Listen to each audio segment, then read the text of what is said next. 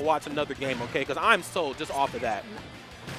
So they actually started their match. We've missed it a little bit. You know, they were excited. They didn't want to see the ads. They just want to play. All right, man. Well, we got to pay bills to keep the lights on in this game. But you know, though, you're right. They got a little bit antsy. You talked about some of the other characters that 8BitMan's going to play. I forget that he does actually play a really prolific Diddy Kong. We don't quite see it at the majors like how we used to. You know, we see it more like the weeklies back home. But, I mean, if there's ever a time to strike, damn it, it's squash strike. And as you can see right here, Rob is in the building. But don't forget, he's also going to have to take on Palutena with Rage. And that Nair juggles, you know, someone like Rob, who's so big and heavy, very easily. But, of course, 8BitMan has the knowledge of this character. He is ready and has studied for sure Palutena and knows how to just kind of avoid these situations with the gyro game as well, making it a lot harder for her to get in. So let's see how he's going to be able to contest against it. Let's see right here, 154% and counting. And as you can see right here, Palutena kind of stuck into a very rough spot. I mean, you know, your back's against the ledge. You got the gyro you got to deal with. You know, of course, you got the platforms as well, too. Rob can cover those very, very easily as well, too. So obviously playing a little bit closer to the chest. The item play looking pretty nice right here, though. Yeah, looking like a Rob main of himself, honestly. Just using the gyro to his advantage, almost getting the up air, goes for the back air instead, missing out. But here comes a huge follow-up. This could be something beautiful. Oh, and when Rob has to recover high like that, that is not a good position right there. That is actually a sign of many bad things to come, but the Nair into the Wii out is a confirmed combo. Yeah, let me tell you about that DI. That was not good DI. No, not at all. Not at all. Yeah, I think that honestly he was probably buffering inwards and then kind of caused him to DI in as well. But that was kind of a comeback we were seeing towards the end, you know.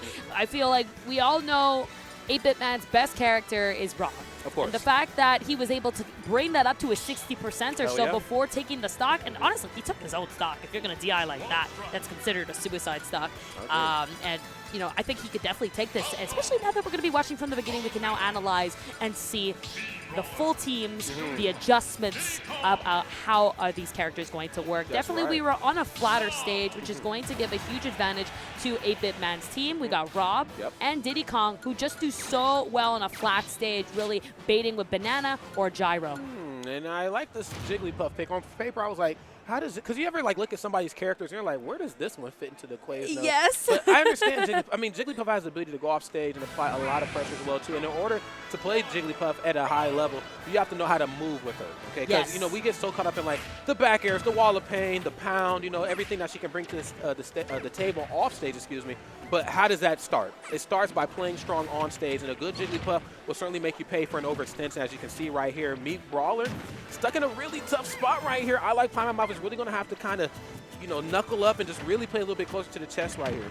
Yeah, that's something that Jigglypuff does actually really well in, where if you're forcing yourself onto her, you're giving her that opportunity to really get those combos in. She's so good at spacing out because of her air speed. She has one of the best air speeds in the game. So she's able to be wherever she wants to be, when she wants to be in the air. So if you bait an option like that, you're going to go ahead and expose it quite quickly. Only 45% on Jigglypuff. That might seem like a lot because of her weight, but it's quite healthy. It's actually very healthy, especially in the Falco matchup as well, too. Yes, Falco has some very strong conversions, and of course has some of the strong options that Fox and Wolf have, just like in terms of back air and things as such. But you might be dead. Oh, honey, wait. No. Oh, baby. No, no, girl. No, that ain't it.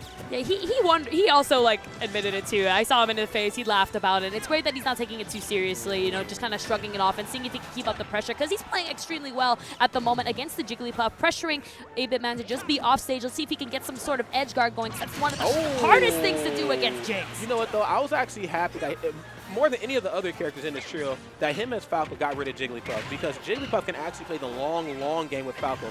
Yes. Doesn't care much about lasers because of like the jump and the floatiness. And then on top of that, it can just consistently keep crossing Falco up. And if you can play around up tilt well enough with Falco, you take a pretty healthy part away of his neutral.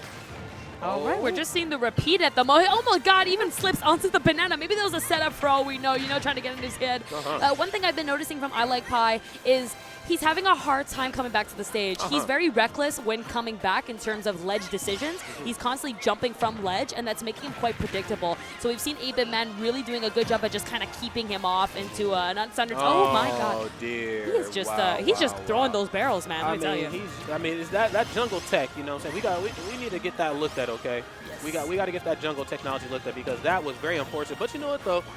know, you talked about like how well, you know, he's dealing with them at the ledge. If there is ever a character that can deal with the character at the ledge, you know, in 8BitMan scene, it's certainly Diddy Kong. I mean, if we look at that all the way back to like Brawl or Smash 4, if you keep jumping high, I'm going to forward air back. Definitely. You're just going to stay off stage. You're going to scoop right under. So, oh, that was an awkward situation. Literally went right through the down tilt and was able to avoid that. But you know what? Another day lives for I Like Pie. And never mind. In the mouth you go. Yeah.